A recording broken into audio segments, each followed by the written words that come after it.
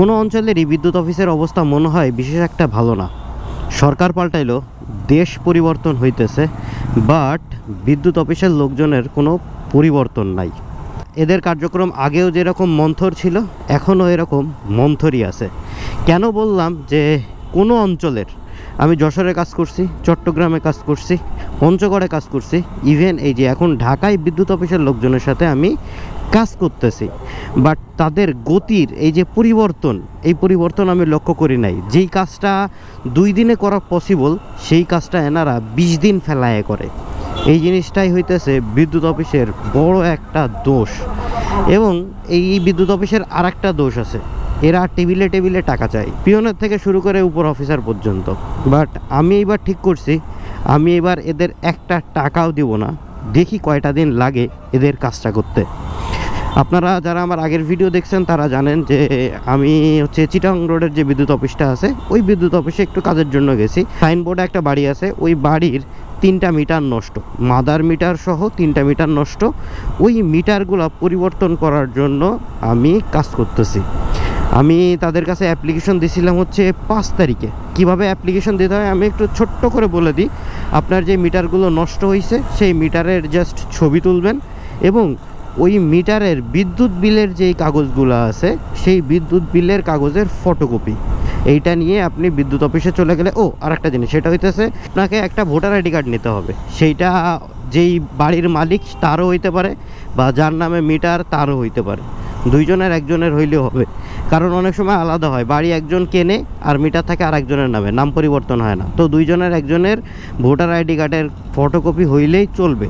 আর যেমন আমি কাজগুলো করাইতেছি, যার জন্য আমি পক্ষে সিগনেচার করতে পারবো। তো 3 জন 3 রকম হইলেও কোনো সমস্যা নাই, 3 জন 3 রকম হইলেও আপনি কাজ করতে পারবেন। আর চেষ্টা করবেন ফর্মগুলো নিজে ভরার, কারণ ফর্মগুলো আরেকজন ভরে দিলে তারা 100 টাকা দেওয়া লাগবে আপনার, বুঝতে পারছেন?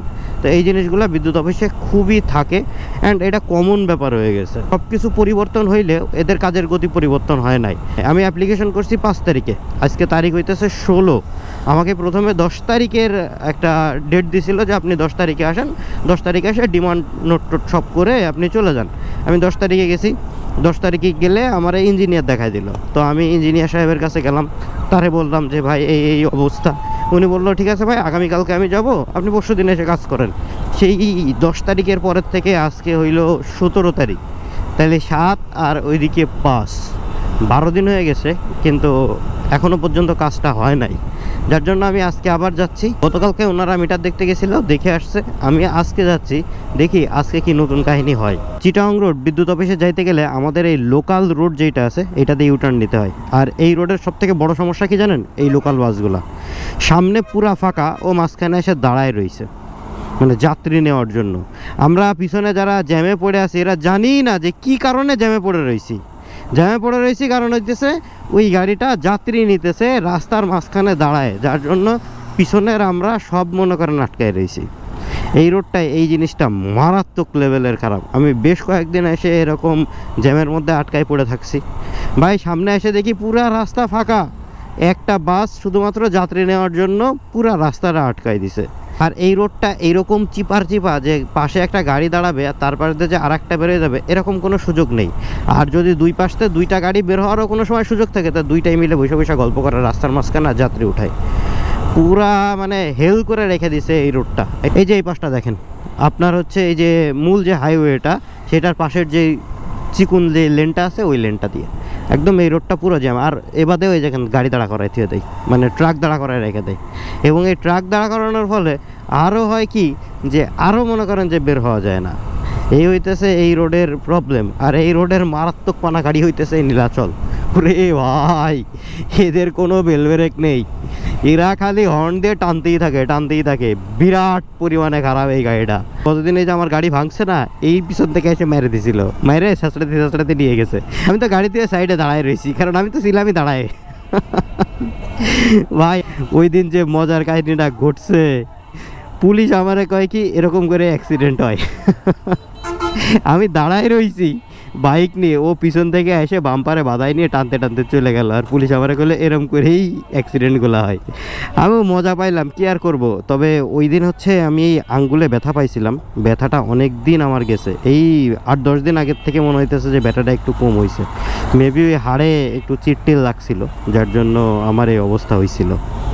এই রোডের মুখটায় যখন আসলাম তখন আপনাদের আর একটা জিনিস জানায় দিই, এই রোডের মুখে প্রচুর পরিমাণে এই যে অটো আছে, অ্যান্ড এই অটোর রাজত্ব হচ্ছে এই মোড়টাই।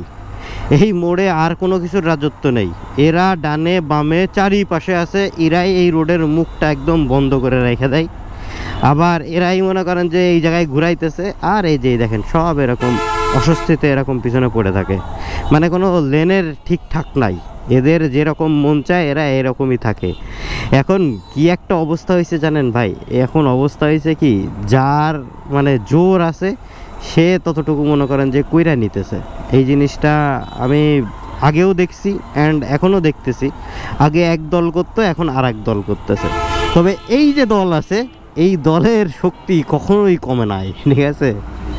আমি বলতেছি এই যে চিটাগাং রোড বিদ্যুৎ অফিসের কথা, এদের মনে করেন যে জোর কোনো দিনই কমে নাই, মানে যারাই আসুক না কেন তাতে এদের কিছু যায় আসে না, ঠিক আছে। এরা এদের কাজ করেই যাবে। তো এই জায়গায় আসবেন কিভাবে, নারায়ণগঞ্জের যে ইউটার্ন আছে ওইখান থেকে আপনি যদি মানে রং রুটে ঢোকেন তাও পারবেন, আবার আপনি যদি সামনে এসে এই যে সিদ্ধিরগঞ্জ পাহাড় হয়ে এসে যে ইউটার্নটা আছে মানে লোকাল লেন ধরে ওইখানে যদি আসেন তাও এই জায়গায় আসতে পারবেন। এখন কথা হইতেছে যে দেখি এনাদের কি দেখি কাহিনী, আর এসে কি কাহিনী শোনায় আমারে। তবে টাকা ভাই আমি দিতাম না। গতকালকে ওনারা হচ্ছে চেক দিতে গেছিলো, মানে মিটারগুলো কি সমস্যা সেগুলো দেখতে গেছিলো, এবং আজকে আমি আসছি এবং জিজ্ঞাসা করলাম যে ভাই কি দেখি অবস্থা।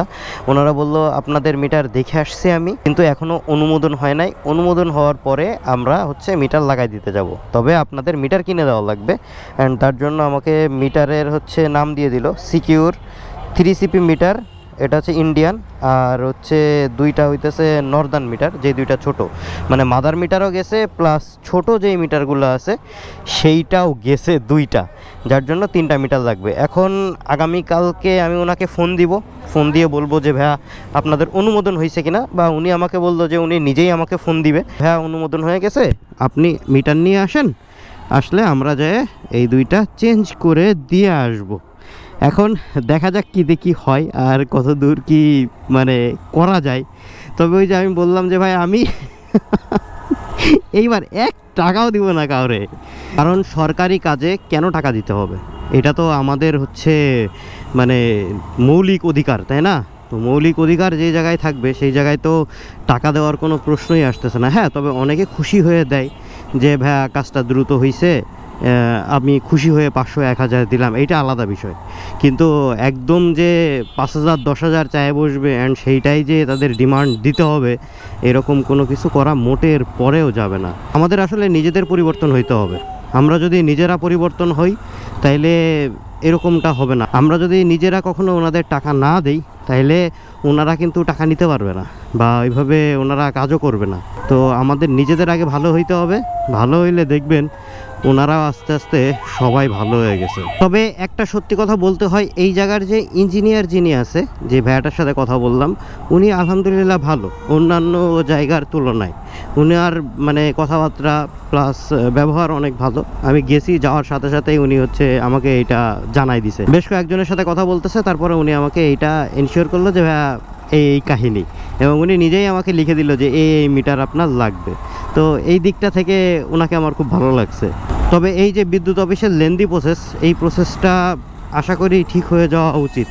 যারা আমার এই ভিডিও দেখতেছেন, যদি কোনো বিদ্যুৎ অফিসের ঊর্ধ্বতন কর্মকর্তা দেখে থাকেন তাহলে অবশ্যই চেষ্টা করবেন যে আপনাদের এই কার্যক্রম যেন সীমিত সময়ের মধ্যে হয়। আমরা যারা ভোক্তা আছি তারা যেন দ্রুত এই বিষয়গুলা নিশ্চিত করতে পারি। আর একটা জিনিস আপনারা করতে পারেন, সেটা আমি সবসময় বলে থাকি, যেহেতু দেশ ডিজিটাল হচ্ছে সেহেতু আপনাদেরও ডিজিটাল হওয়া উচিত। আপনারা চেষ্টা করেন আপনাদের নিজেদের ওয়েবসাইট বানানোর, এবং ওই ওয়েবসাইটে এই আবেদন ফর্মগুলো রাখার।